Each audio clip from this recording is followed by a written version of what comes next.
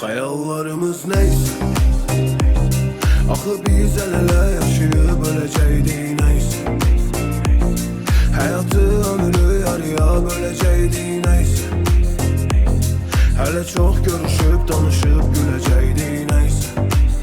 Artıq sən təksən, üstünə xət çəksən. Axı biz bir ömür yaşayıb sevəcəkdik neyse. Ayrılıb barışıb geriyə dönəcəkdik neyse. Hansımız daha çox sevirik görəcəkdik neyse.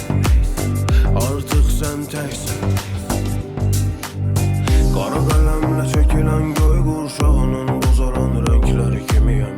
Yalnızlığıma xəyanət etmişəm, bilirəm ki günahkar biriyəm. Əllərimiz bomboş, göz yaşlarımız daha donmuş. Boş ver onsuz olanlar olmuş, gedirik yolu görünür dönüş yoxdur geriyə. Gedirsən evi yox, gedəcən yerə qədər aparım səni, xətrim varmı? O qədər yara var ki içimdə və sağalmaq üçün də səbrim qalmır. Ürəyim necə yandı, kül oldu, ya qoxma yaxın, ya günahını yandır. Yazdım mahnılarda qaldım, dinləyicilərimin ahını aldım neyse. Axı biz el-ele yaşayıb öləcəkdik neyse. Həyatı ömrü yarıya böləcəkdik neyse.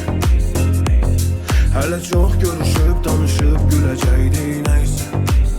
Artıq sən təksən, üstünə xət çəksən. Axı biz bir ömür yaşayıb sevəcəkdik neyse. Ayrılıb barışıb geriyə dönəcəkdik neyse. Hansımız daha çox sevirik görəcəkdik neyse. Artıq sən təksən.